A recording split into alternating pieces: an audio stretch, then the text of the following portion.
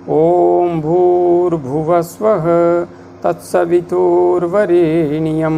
भर्गो देवस्य धीमहि धियो यो नः प्रचोदयात्। उस प्राण स्वरूप दुखनाशक सुख स्वरूप श्रेष्ठ तेजस्वी पापनाशक देव स्वरूप परमात्मा को हम अपनी अंतरात्मा में धारण करें वह परमात्मा हमारी बुद्धि को सतमार्ग की ओर प्रेरित करे। भाइयों बहनों, जय श्री राम, जय गुरुदेव, जय माँ आदिशक्ति। आप भाइयों बहनों की साधना से संबंधित जिज्ञासाओं का समाधान करते हुए मैं आज प्रथम जिज्ञासा सम्मिलित कर रहा हूँ।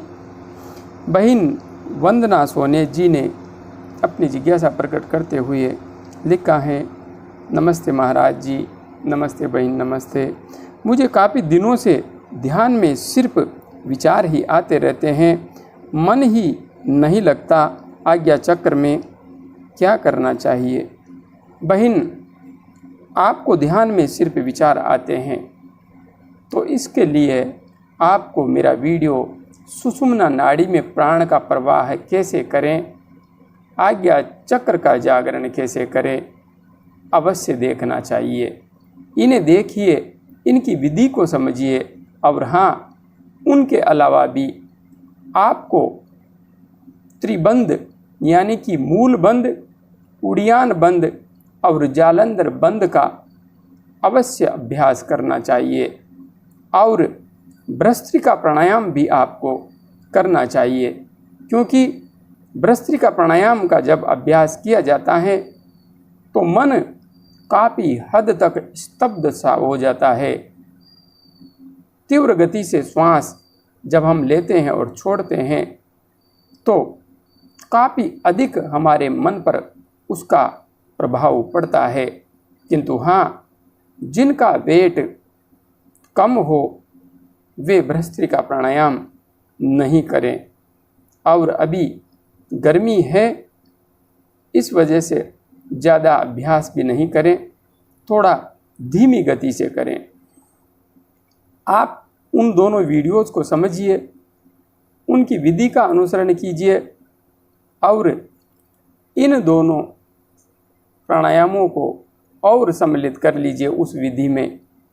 और उसके बाद में आप आज्ञा चक्र पर ध्यान करते हुए गायत्री महामंत्र का यदि जप करेंगी तो निश्चित रूप से आपके विचार संयमित होंगे, रुकेंगे। आगे बहन महेंद्र कौर बहला जी ने अपनी जिज्ञासा प्रकट करते हुए लिखा है, गुरुजी, मैं हर्ट चक्रा पर ध्यान लगाती हूँ और मेरा पेट सिकुड़ जाता है। बहन महेंद्र कौर जी, आप हर्ट चक्र पर ध्यान लगा रही हैं और पेट सिकुड़ रहा है, इसका अर्थ है आपका ध्यान लगने लगा है और आपकी प्राण ऊर्जा पर क्रिया होने लगी है।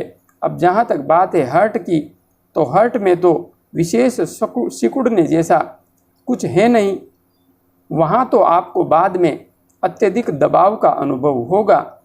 किंतु अभी आपकी जो प्राण ऊर्जा सक्रिय होने लगी है उसका प्रभाव आपके पेट पर पड़ने लगा है। इसलिए यहाँ पर आपके लिए अत्यंत आवश्यक है आप मेरा वीडियो सुषुम्ना नाड़ी में प्राण का प्रवाह कैसे करें अवश्य देख लीजिए। यदि आप सीधा हर्ट चक्र पर ही ध्यान कर रही हैं तो आगे जा कर के हो सकता है आपको बहुत अधिक समस्या का सामना करना पड़े।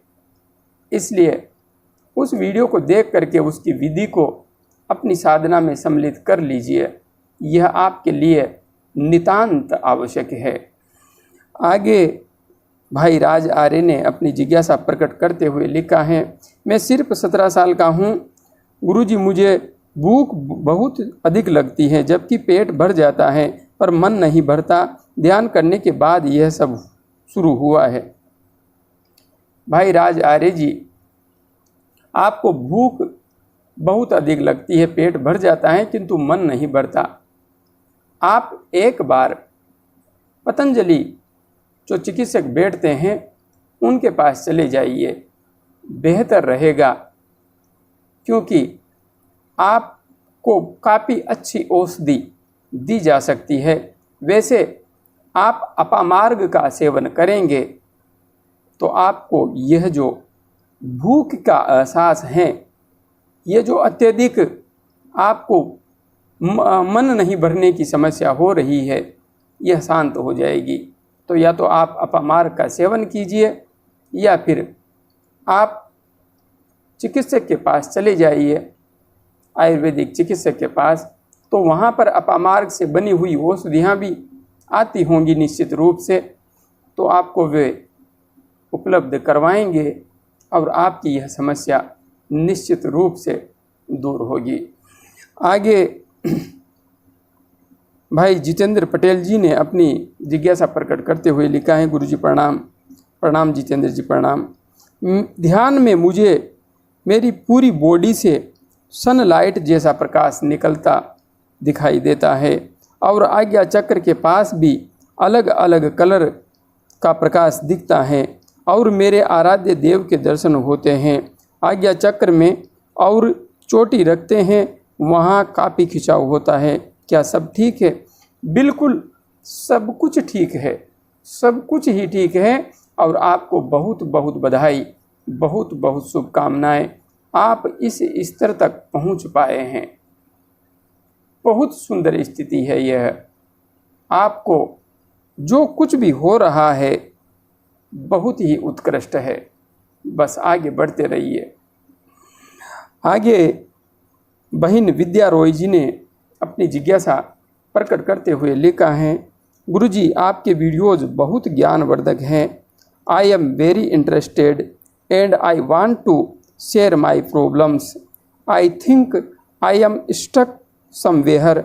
आई am doing yoga every day where I found myself in dhyan. Please I need your advice and blessing. Guide me to do simple ध्यान।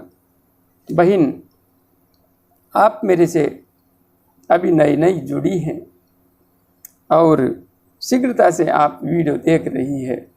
मुझे पता लग गया है आपकी उपस्थिति का।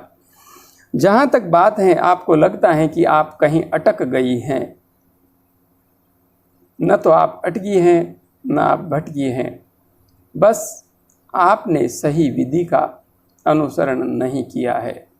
आप जैसे ही सही विधि से ध्यान करेंगी तो आप तीव्रता से आगे बढ़ेंगी। सुषुम्ना नाड़ी में प्राण का प्रवाह कैसे करें, ध्यान कैसे करें, आज्ञा चक्र का जागरण कैसे करें, तीनों वीडियोस देख लीजिए। और यदि चौथा वीडियो देखना है तो यह भी देख लीजिए, ध्यान क्यों नहीं लगता। आपको सब कुछ स्पष्ट रूप से समझ में आ जाएगा और उसके बाद में आप अति शीघ्रता से ध्यान के मार्ग पर आगे बढ़ पाएंगी। इसलिए इन सभी वीडियोस को सर्च कीजिए, देखिए, समझिए और आगे बढ़िए। आगे बहन जय हनुमान जी ने अपनी जिज्ञासा प्रकट करते हुए लिखा है, गुरुजी तपोबल बढ़ाने के लिए क्या करें? बहन, प्रश्न बहुत महत्वपूर्ण है आपका। तपोबल बढ़ाने के लिए क्या करें? विशेष हैं, तप करें।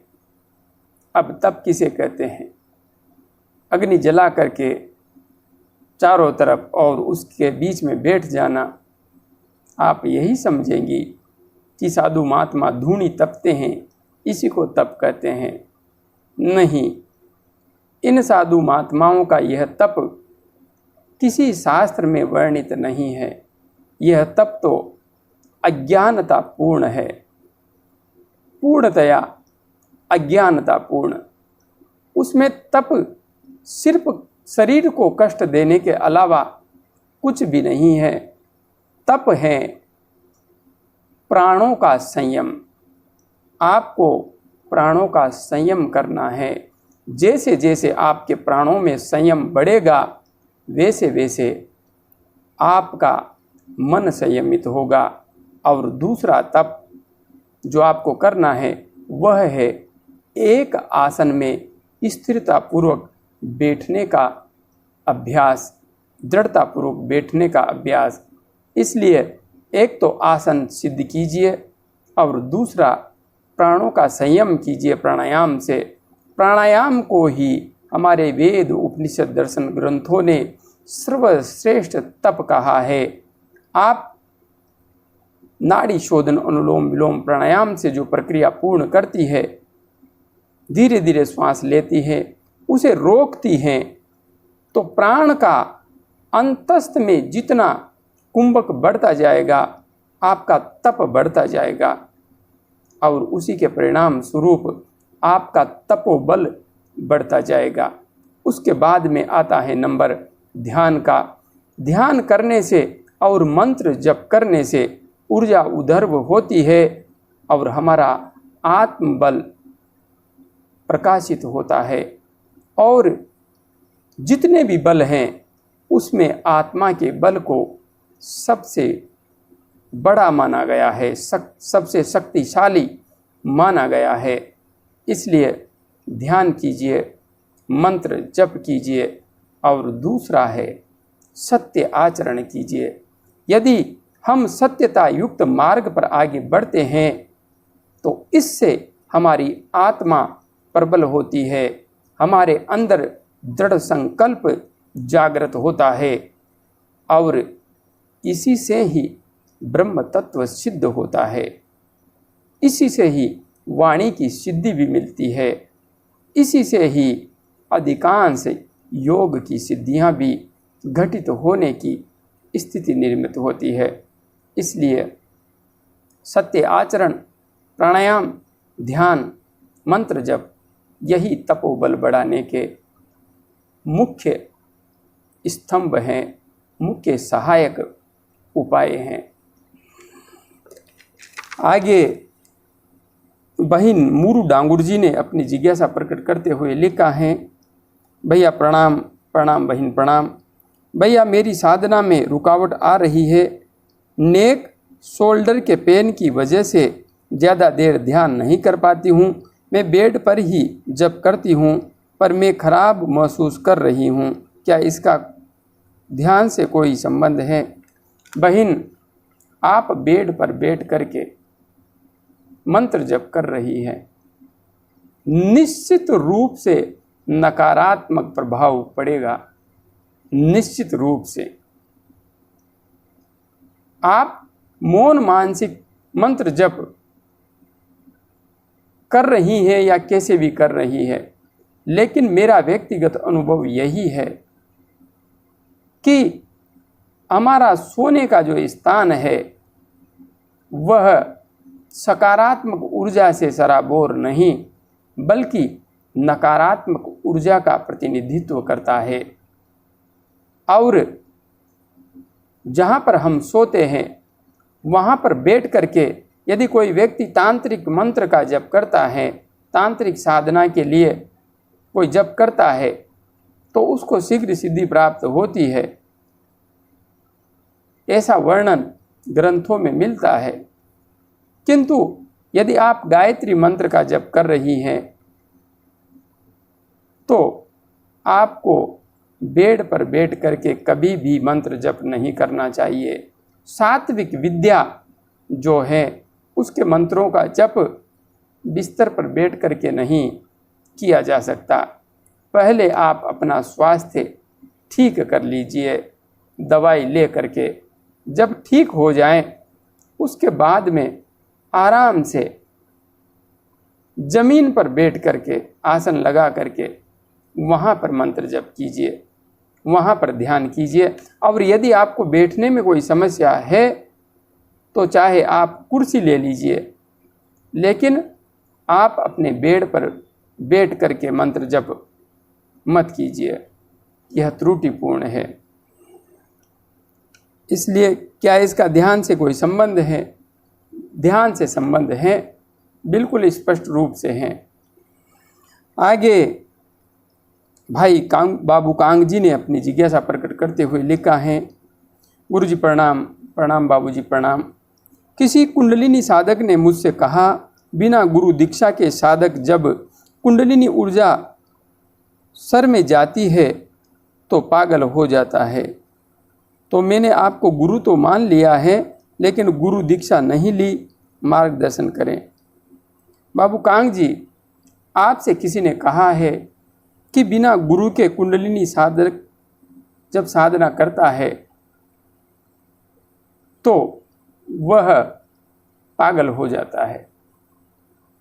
जहाँ तक बात है, आपको जिसने भी कहा है, कहा तो सही है, वह गलत तो नहीं कह रहा है, क्योंकि इस मार्ग पर योग्य, अनुभवी, ज्ञानी और इसका जानकार गुरु होना निश्चित रूप से आवश्यक है। मैं मना नहीं करूँगा, आवश्यक है। खतरा होता है, आता है, किंतु आपने मेरे को गुरु मान लिया है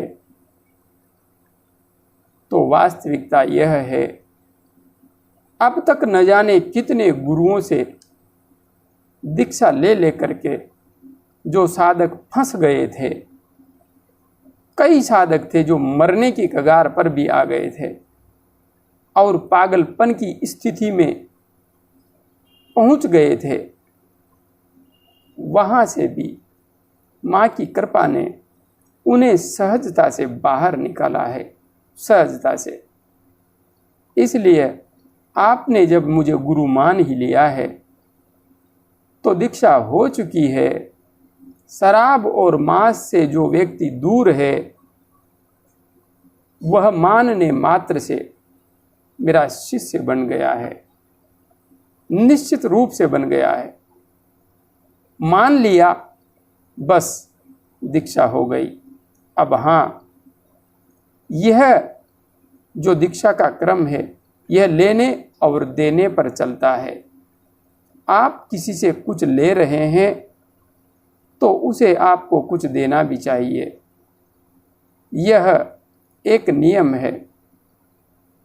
तो जहाँ तक देने की बात है, तो मैं साधकों से उनके दुर्गुण मांग ही लेता हूँ, किंतु उसके अलावा आप कुछ अधिक देना चाहते हैं तो कुछ दिनों बाद में आश्रम निर्माण हेतु कार्यक्रम शुरू किया जाएगा। आप अपनी श्रद्धा से वहाँ पर दे दीजिए। आपकी दीक्षा निश्चित रूप से परिपूर्ण ही है और अधिक परिपूर्ण हो जाएगी। अभी के लिए इतना ही। जय गुरुदेव, जय माँ आदि शक्ति।